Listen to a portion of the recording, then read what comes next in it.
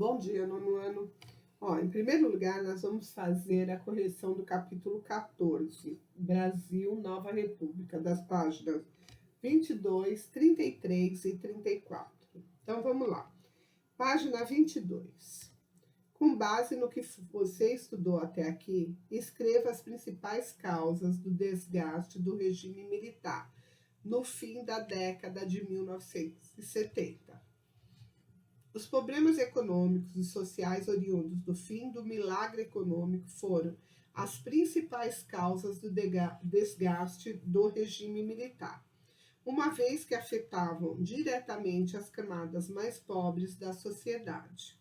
Essas camadas, ao lado de outras também insatisfeitas com o regime, passaram a se organizar em prol da democratização do país. 2. Durante o ano de 1979, pelo menos 3 acontecimentos foram decisivos para fortalecer o caminho em direção à abertura política. Sítios.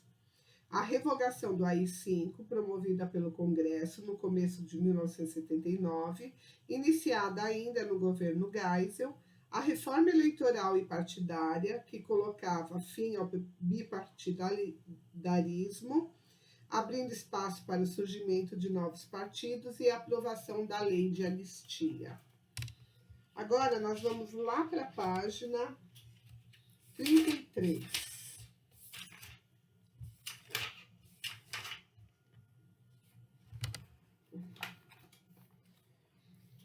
Que componentes históricos atuam na manutenção da desigualdade econômica e social ainda na atualidade em nosso país? Bom, ainda atua a concentração de terras e de poder político nas mãos de colonizadores. A Constituição de 1824, que manteve os privilégios proprietários nas mãos dos grandes senhores, a manutenção da escravidão por um longo tempo, o fato de os indígenas não serem considerados cidadãos, na maioria dos textos constitucionais, e a demora na aprovação de leis que prezem pela igualdade dos brasileiros, independente da origem, cor de pele ou etnia. 2. É sobre o Enem, é um artigo, e a resposta correta é a C, espaço e sobrevivência cultural. O 3, a resposta correta é a B, mobilização do movimento negro. 4, marque com I para Itamar Franco, F para FHC, que é Fernando Henrique Cardoso, e L para Lula. Então fica assim, ó. A primeira, F, depois L, I, L e F. 5. Na educação, as condições são iguais para todos os brasileiros. Justifique a sua resposta. A educação, as condições não são iguais a todos os brasileiros, apesar das leis elaboradas em prol da igualdade. As populações negras, indígenas, mestiças e de baixa renda, que muitas vezes precisam ir em busca de sustento durante a infância, não têm as mesmas condições para o ingresso na escola.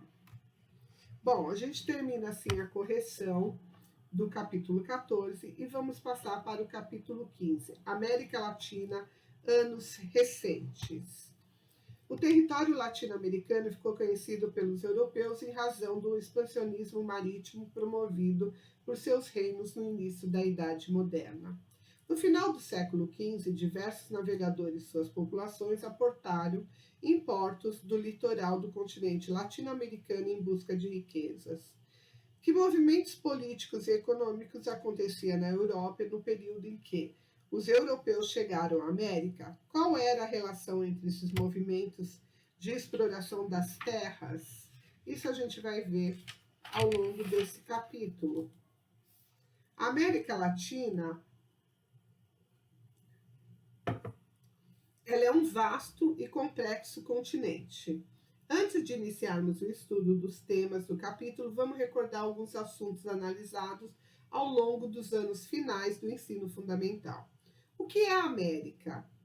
Quando o nome América apareceu pela primeira vez no mapa de Waldseemüller, identificando a parte do globo que viria a ser chamado de Novo Mundo, configurava uma unidade geográfica sem fronteiras. Mais tarde, os conhecimentos acerca de seus acidentes geográficos, crime e população demonstraram a extrema diversidade desse continente. A evolução das sociedades americanas viria a destacar e aprofundar as suas diferenças, apesar das semelhanças dos seus processos históricos. Um dos fatores de diferenciação é a diversidade étnica e cultural das sociedades americanas. 300 anos de colonização desencadearam um processo migratório que se prolonga até os nossos dias. As comunidades indígenas em si são tão diversas em termos de desenvolvimento cultural. Vieram juntar-se os colonizadores brancos e a grande massa de negros africanos trazidos à força como escravos. Esse processo contribuiu desigualmente para a formação dos perfis da sociedade nacionais. Aqui vocês têm um exercício para fazer organizando a história. Na página 37. A denominação América foi inserida no mapa mundi no início do século XVI. A partir daí, o continente passou a ser explorado, representado e descrito por inúmeros navegadores e estudiosos. O processo de exploração e colonização da América causou profundas mudanças no agrupamento nativos e criou outras sociedades, com características bastante distintas, de acordo com os grupos étnicos que as formaram, em virtude dos diversos processos de colonização e da heterogeneidade das sociedades surgidas na América no final do século XIX. Foi necessário criar uma denominação para regiões que envolviam os territórios do atual México até o extremo sul do continente. A expressão América Latina foi empregada pela primeira vez por Francisco Bilbao Barquim, político chileno, em uma conferência de Paris no ano de 1856. Na ocasião, ele incluiu como partes da América Latina o México e a América Central, pois o termo foi utilizado anteriormente para fazer referência à América do Sul. Em 1861, o termo foi empregado em um texto publicado por Lázaro e Maurice Tizelandi. 2 anos mais tarde, em 1863, o padre Manuel Domenici consolidou o conceito de América Latina como sendo formada por México, América do Sul e América Central, utilizando o termo de Jornal de um Missionário ao México e a Texas. Olha, gente, nem sei se é assim que fala. O diplomata José Maria Torres Caicedo, em seu poema As Duas Américas, publicado em 1856, contrapôs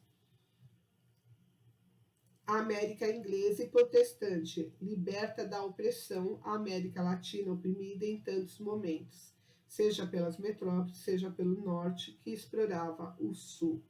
O conceito de América Latina foi utilizado como um dos marcos para a criação do pan-latinismo, movimento que lutava contra as pretensões imperialistas sobre as recém-emancipadas colônias.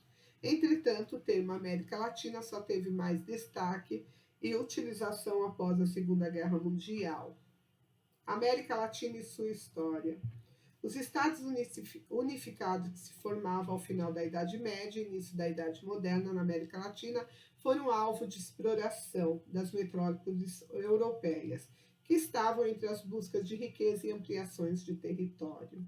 A escravidão é conhecida desde a antiguidade, praticada como povos inimigos e indivíduos de uma mesma sociedade pelos grupos mais poderosos. Povos indígenas e africanos foram capturados e seu trabalho foi empregado na extração de metais preciosos, na agricultura, no comércio e em atividades domésticas.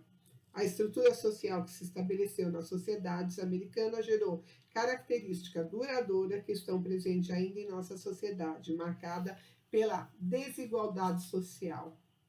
O respeito dos papéis que cada grupo desempenhou no comércio e na escravidão. Aqui é interpretando documentos para vocês fazerem, e a gente corrige tudo no final.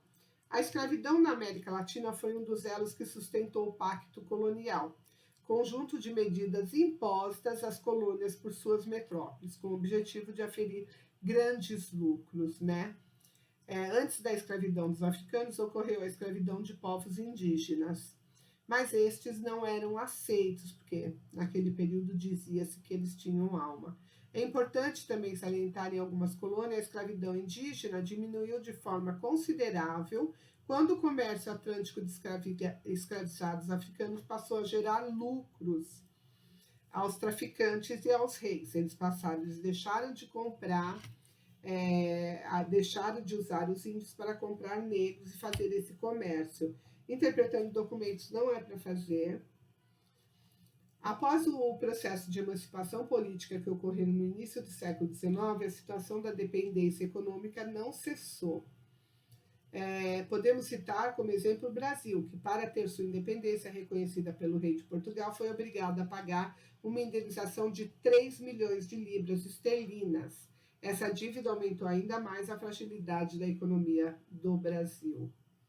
A questão na região da Prata e a Guerra do Uruguai exemplificaram tais ações inglesas que também entraram e queria emancipação política e a independência, e ampliar fontes de matérias-primas também. Nesse contexto, em 1823, o presidente James Monroe lançou um conjunto de medidas, a chamada Doutrina Monroe, com o objetivo de afastar antigas metrópoles europeias e aproximar os jovens países latino-americanos de sua área de influência, com o slogan América para os americanos. Estabeleceu a América a política de exploração sobre antigas colônias espanholas. O que mais a gente vê aqui, gente, são as explorações que se tinha naquela época e as dominações. E conta-se também das fontes da economia, que era muito baixa nesse período, né? O aumento da desigualdade social. Aqui na página 43, a gente tem um gráfico do PIB dos países de 2010 e a crise econômica que já existia naquele período. A primeira década do século XXI pode ser considerado um período de crescimento para as economias latino-americanas, que conseguiram uma posição de destaque no cenário mundial. Os processos de industrialização, o aumento das exportações, as expectativas de aumento dos preços do petróleo e a adoção de técnicas e de equipamentos avançados na agricultura e na pecuária. Nos 10 anos do século XXI, a economia mundial assistiu ao aumento da influência dos países emergentes, de acordo com o Fundo Monetário Internacional, o FMI. Essa década registrou o maior aumento de renda per capita entre os países emergentes, sem estar acompanhado do aumento de renda per capita entre os países mais ricos. Bom, na próxima aula a gente continua aqui na página 44, ok? Até daqui a pouco. Tchau!